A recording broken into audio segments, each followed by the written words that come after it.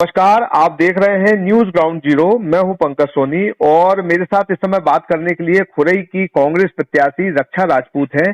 और खुरई विधानसभा जिस तरह चर्चा में है उसकी एक वजह है कि वहां पर नगरीय प्रशासन मंत्री भूपेंद्र सिंह भारतीय जनता पार्टी के प्रत्याशी है और उनके सामने एकदम नया चेहरा रक्षा राजपूत के रूप में कांग्रेस पार्टी ने उतारा है। तो एक नए नवेले प्रत्याशी से जो है एक दिग्गज का मुकाबला है खुरई में। हम रक्षा से बात करेंगे कि रक्षा किस तरीके से इस चुनाव को देख रही है, लड़ रही है और जनता के बीच में जाके क्या बात कर रही है। रक्षा, सबसे पहले तो अपना अनुभव बताइए कि पहली बार टिकट मिला है आपको और वो भी भूपेंद्र सिंह के सामने, क्या कहेंगी आप?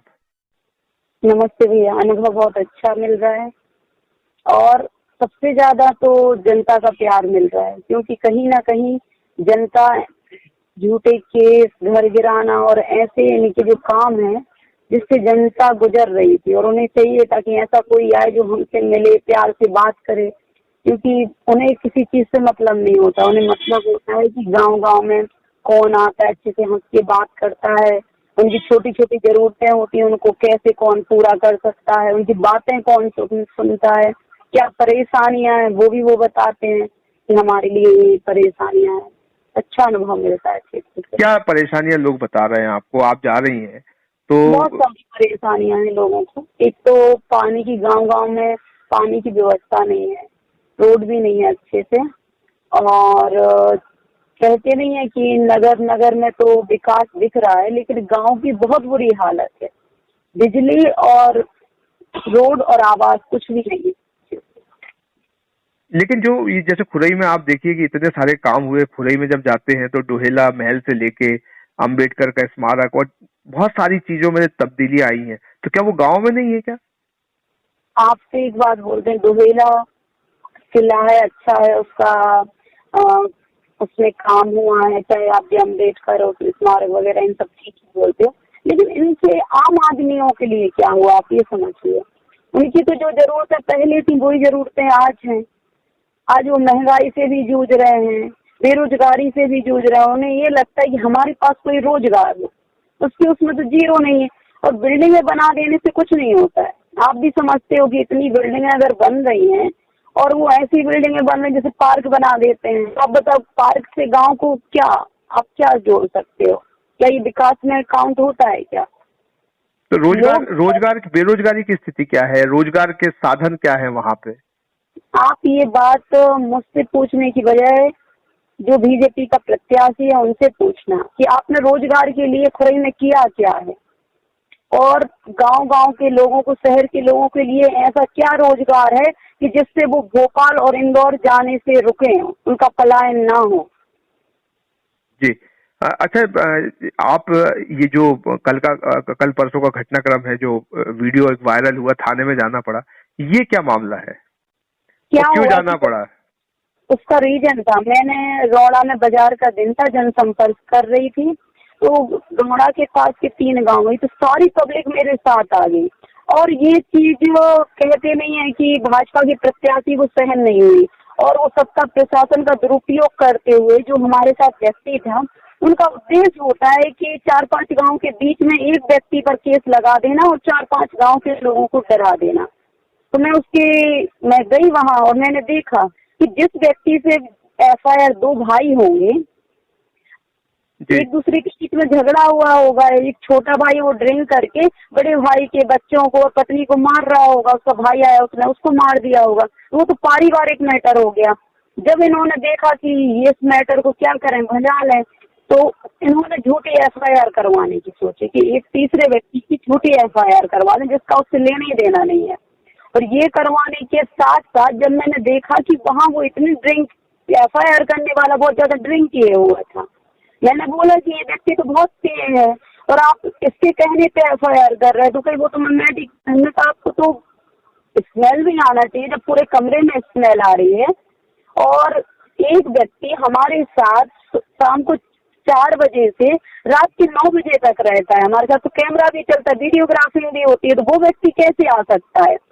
तो सीधा उनका उद्देश्य था कि व्यक्ति को केस लाद के उसको दबाना, कि जिससे कांग्रेस के जो कार्यकर्ता हैं वो हट जाएं। और कहीं ना कहीं इनके जो कहते नहीं है कि इन्हें डर लग रहा है कि क्षेत्र की जनता जो हमारे साथ चल रही है।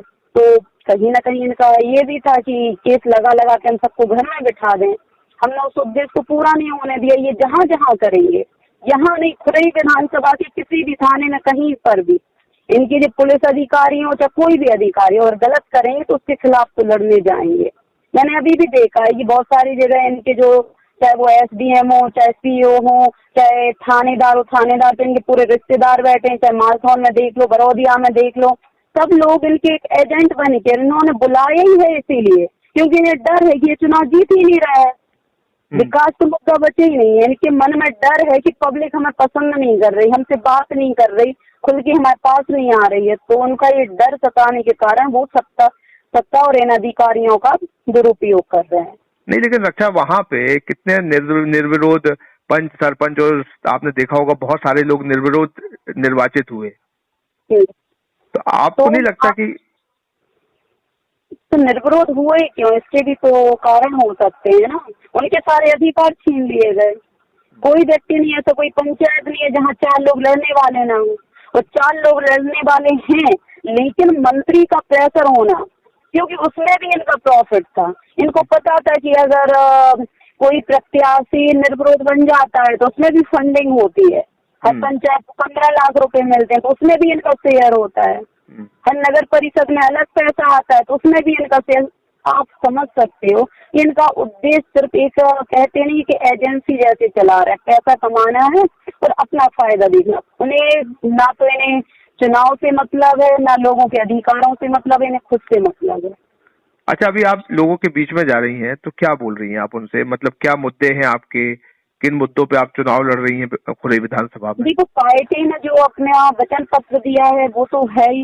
उन्होंने बहुत सारे महिलाओं के लिए, किसानों के लिए, युवाओं के लिए और स्कूल में पढ़ने वाले बच्चों के लिए, सबके लिए सोचा है, वो तो अच्छा है। लेकिन जो इन्होंने खुरई में स्थिति की है कि लोगों की झूठी FIR की, अगर कोई बोलता है तो घर गिरा देते, इतना भय खौफ फैलाया है, वो भी एक बहुत बड़ा मुद्दा है कि अब अगर आप इनको हटाते तो खुरई विधानसभा में किसी के साथ भी ऐसा नहीं होगा जो इन्होंने आके खुरई में स्थिति बना दी है। आपको कहीं डर नहीं लगता कि जिस माहौल की आप बात कर रही हैं, तो आप नहीं है भयभीत कि कहीं आप पे मामला दर्ज हो जाएगा? देखो, डर इसलिए नहीं लगता है कि जब कोई व्यक्ति लड़ने के लिए उतरता है तो वो सारी चीजें छोड़ देता है, और हम तो अपनी खुरई की लड़ाई और अपने लोगों के अधिकारों की लड़ाई लड़ने के लिए उतरे हैं। और जब उस काम के लिए उतरे हैं और हम ये सोचने लगे कि वो हमारे साथ ये कर देंगे या वो कर देंगे, उनको जो करना है वो करेंगे, और इतना सा भी डर नहीं है। और कहते नहीं है ऊपर वाला देखने वाला है, वो जो करेंगे तो उन्हें भी उसकी सजा मिलेगी। बस ये है कि आज वो उन लोगों के साथ कर रहे हैं जो बहुत अच्छे हैं, कल उनके साथ इससे दुगना बुरा होने वाला है। अच्छा, आप कांग्रेस से चुनाव लड़ रही हैं, भाजपा में है कि उनका मैनेजमेंट बहुत बेहतरीन होता है और सारे बूथ से लेके उनके पन्ना प्रमुख और सारा कुछ जो आप जानती हैं कि बहुत व्यवस्थित एक उसमें काम होता है। तो इस तरीके की टीम क्या कांग्रेस के पास से लड़ने के लिए मैनेजमेंट की? देखो, जब जनता चुप हो जाती है ना तो वो अगेंस्ट में इलेक्शन होता है, ये भी आप समझ सकते हो। और जब जनता चुप हो जाए तो मैनेजमेंट धरा का धरा रह जाता है और पैसा भी रखा का रखा रह जाता है, फिर जनता चुनाव लड़ती है। और आज जो खुरई में स्थिति है और आज जो इलेक्शन चल रहा है वो रक्षा नहीं लड़ रही है, खुरई विधानसभा के लोग लड़ रहे हैं, पूरा परिवार लड़ रहा है। उन्हें पता है कि हमारे अधिकार हमसे छीन रहे हैं, आज हम खुल के बोल नहीं सकते, कुछ कर नहीं सकते, इसलिए पूरी खुरई विधानसभा की जनता जनार्दन लड़ रही है चुनाव। और वो अगर सब चुनाव लड़ रहे हैं तो ना तो इनका मैनेजमेंट चलने वाला है, ना इनका पैसा चलने वाला है, ना इनके जो ये बोलते हैं ना कि यहाँ वहाँ से जो इन फर्जी लोगों के नाम जुड़वाए ना, वो चलने वाला है। इनका सब खत्म रहेगा। जी, अंत में जो खुरई है उसकी पब्लिक को क्या मैसेज है आपका? सबको यही बोलना चाहती हूँ कि इनको यहाँ से भगाओ, क्योंकि इन्होंने हर किसी के साथ गलत किया है। चाहे वो हर वर्ग के व्यक्ति का परिवार इन्होंने उजाड़ दिया है। युवा है वो भी जेल गया है, किसी का पति है वो भी जेल गया। आज इन्होंने ऐसी स्थिति बना दी है कि हर परिवार का व्यक्ति कहीं ना कहीं इनसे प्रताड़ित है। ऐसा कोई गांव नहीं बचा है जहां लोग इनके आतंक से ग्रस्त ना हो। तो हर चीज की तो जो लड़ाई है तो है। व्यक्ति चाहते हैं कि हमें रोजगार मिले, व्यक्ति चाहते हैं कि हमें काम मिले, व्यक्ति चाहते हैं कि हमारी जो जरूरतें हैं वो पूरी हों, व्यक्ति चाहते हैं अच्छी सरकार हो। लेकिन व्यक्ति सबसे पहले ये चाहता है कि यह भय खौफ जो आतंक है उससे स्वतंत्रता मिले। तो सबसे बोलना यही है कि अपनी वोट का उपयोग सही जगह करें। और इनके बहकावे में, इनके डराने पे जो ये बोलते हैं कि मुझे सब पता चल जाता है, वोट का कहाँ क्या डल रहा है, कुछ पता नहीं चलता, ये भय और खौफ फैला रहे हैं। अभी भी ये सोचते हैं कि मैं पैसे के दम पर चुनाव लड़ लूंगा, तो ये एक वोट का 1,000 दे सकते हैं और 5 साल में अगर 1 साल का माना तो 200 रुपये होते हैं। अगर एक व्यक्ति का अगर पर डे का खर्च माना तो इतने से ज्यादा तो वो अपने बच्चों को कहते नहीं, ये चॉकलेट और बिस्किट खिला देते हैं, तो फिर अपनी वोट को क्यों बेचना। इससे सबसे बोलना यही है कि इनके बहकावे में ना आए और अपनी वोट सही जगह दें और इनका पैसा धरा का धरा रहने दें। ये देते हैं लें, क्योंकि वो पैसा जनता का है, लेकिन इनको वोट ना दें। अच्छा, एक और सवाल बस आखिरी मेरे मन में है कि इतने बड़े क्षेत्र में रोजगार के लिए आपके पास क्या रोड मैप है? कमलनाथ जी ने बोला था कि मेरा पहले से उद्देश्य था कि मैं बुंदेलखंड पैकेज पर काम करना चाहता हूँ। मैं चाहता हूँ कि यहाँ के लोगों को रोजगार मिले। तो जब कमलनाथ जी ये बात खुरई की मंच से बोल के गए हैं तो कुछ ना कुछ तो उन्होंने सोचा होगा। और उन्होंने ये भी बोला है कि अगर आप खुरई से विधायक बनाते हो तो उसका झंडा विधानसभा में सबसे ऊंचा होगा और मैं वो करके दिखाऊंगा कि जो एक जिले से आगे होगा। तो उन्होंने कुछ तो सोचा होगा खुरई विधानसभा के लिए। और हम लोग हैं, हम लोग खुद पूरा प्रयास करेंगे कि उनसे बोलें कि एक फैक्ट्री होना चाहिए, हाँ 1-2 फैक्ट्री हर उस ब्लॉक में हो जाए जिससे लोगों को रोजगार मिलने लगे, वो काम करने लगे। आपने न्यूज ग्राउंड जीरो से बात की रक्षा, बहुत धन्यवाद। क्या आप अपने घर को सुंदर बनाना चाहते हैं? क्या आप दीवारों पर सीलन दीमक से परेशान हैं? क्या आप नया घर बनवा रहे हैं? तो आइए हमारे पास, मतलब मां शारदा एंटरप्राइजेस के शोरूम में। हम देंगे आकर्षक समाधान। लाइफ टाइम चलने वाली 3D UV मार्बल की आकर्षक दीवारें। Deco star, the leader of home decorations, Sagar का शोरूम, मां शारदा एंटरप्राइजेस। हमारा पता है तिली, राजघाट चौराहा, सोमनाथपुरम रोड, सागर। संपर्क करें रत्नेश जड़िया। मोबाइल नंबर 7000624396 और 9691987669।